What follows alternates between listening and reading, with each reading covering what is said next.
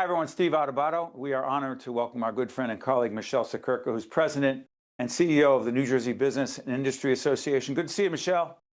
As always, Steve, great to see you as well. Thank you. Let me disclose the BIA is a longtime media partner of ours. We cross-promote each other's content.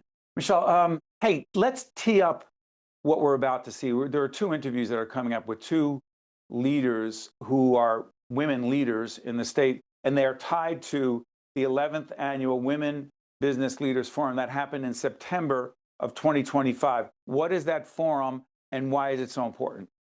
That forum is significant. So as you said, our 11th annual, over 550 women, leaders from every level of their organizations, entrepreneurs all the way up to C-suite, coming together to share ideas on leadership, share how we build our skills as female leaders, and then how we create the visibility to ensure that everybody out there knows what these women have to offer to our job creators across the state of New Jersey.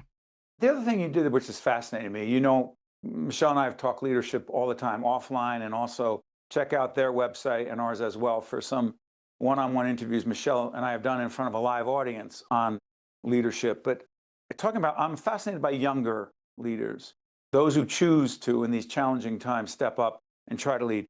You recognized folks, it's called the Rising Star Award. What's Correct. the award? Who won it? And why does it matter? So we go to our higher ed institutions and we ask them to nominate up and coming future leaders that they can see today in their institutions. And we call them the Rising Stars. Now, how many times do we say, we want to be fearful for our future and where are the leaders? My gosh, if you heard the resumes of the 5 women that we honored back in September, you'd be bowled over and you'd be like, hey, our future's in great hands. Okay, but here's what I'm curious about. When they were recognized, and you work with different colleges and universities across the state? Correct. Rutgers, NJIT, Bergen Community College, Hudson County College. That's an example of where some of the award winners came from. Okay, what kind of leadership qualities did you find in these young women? Oh, proactivity, the ability to put themselves out there, good, if not even excellent communication, the ability to step up and command. And the most important was passion and vision for their future. That's interesting. I'm going to embarrass one of our, we have so many women leaders in our organization, top executive producers and across the board, and my colleague, Mary Gamba, who helps us run the company every day. But along those lines, this particular segment is produced by a young, talented producer, Chloe Swift, who right away when I interviewed her, I knew she was not just talented, but proactive, assertive, follow up, follow through. But I would be lying if I did not say to you, Michele, she stood out and she stands out, because sometimes I think it's the exception, not the rule. You say what? Well, I say I agree. And that's why the whole idea of mentoring and mentorship and leaning back and helping those women come along is significantly important. Look, through my life, I never had a formal mentor, but I certainly deemed mentorship through the filter of people who I wanted to emulate coming up through leadership. And I said, hey, how does that person carry themselves? Hey, how did that handle that situation, right? How can I be more like them? And then try to absorb those types of skills. We need to do that and go back and help to bring our next generation along. But stay on the issue of mentorship. I often think as a student of leadership, as a coach, as someone who's written about and tries to understand it, and mostly just makes a lot of mistakes as a leader, which is We all part of do. yeah. That part of being a good leader is knowing what you don't know and knowing when you make mistakes and being honest enough to acknowledge them. You don't find that much, and never mind. I'm not going to go there. So how about this, Michele? I believe it's a responsibility, not some sort of side thing you do. It would be nice if you mentored this young, talented woman coming up, or young man, but this is about women business leaders. But it's not some extra thing you're doing. It's the thing you need to be doing. It's at the core. So I'll get off my soapbox and let you talk about this. It is not some side thing if you have time to mentor, correct?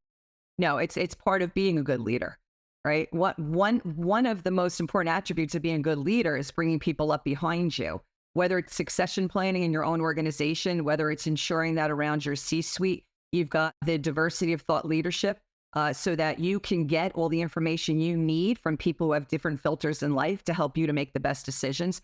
We don't make decisions in a silo by ourselves. We have to surround ourselves by good people. And so it's an imperative that we step back and we build the skills in those coming up behind us so that they can then follow us in the future. I'm not going to get into the DEI discussion, but I will say this. It's striking in this day and age when a board, an executive board, a board of trustees, board of directors, or an executive team of an organization, it has one woman, no women, less than 10% of the executive team or the board women. How the heck is that happening today? Yeah, it's a good question. How does it continue to perpetuate? Because you need the right leaders up at the top to understand that even as men, you come back and you mentor and you sponsor your strong women coming up. We see that each and every day. At our Women Business Leaders Forum, we had a whole half a day where we had male leaders talking about sponsorship and mentorship and what good leadership skills are and what they look for in their next generation worker, right? So that's critically important. And we have to continue to build that.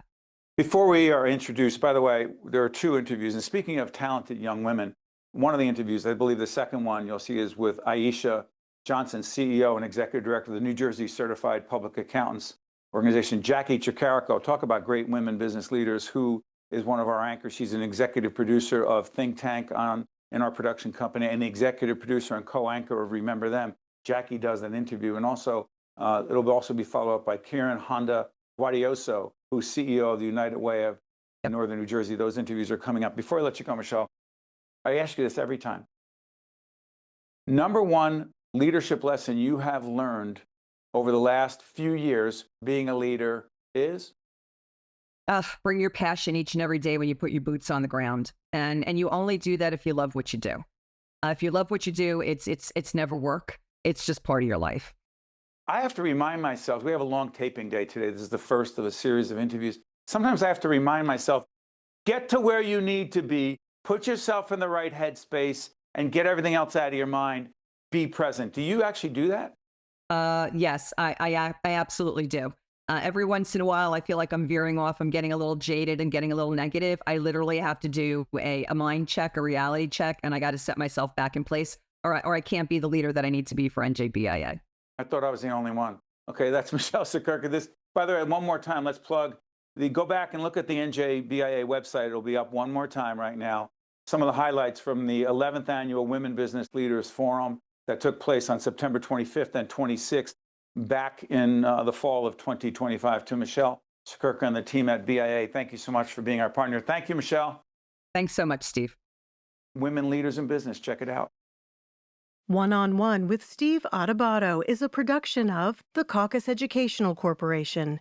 Funding has been provided by NJ Best, New Jersey's 529 College Savings Plan, Seton Hall University, Hackensack Meridian Health, Valley Bank, New Jersey Board of Public Utilities, PSEG Foundation, Robert Wood Johnson Foundation, the Russell Berry Foundation, and by the Northward Center.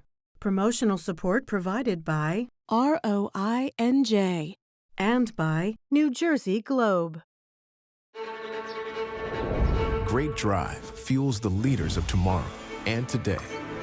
Great vision paves the way for a brighter future. Great ambition goes places, moving onward and upward. Great empathy finds strength in kindness and in each other, working together to create something bigger than they ever imagined. Great minds can change the world, and great minds start at Seton Hall.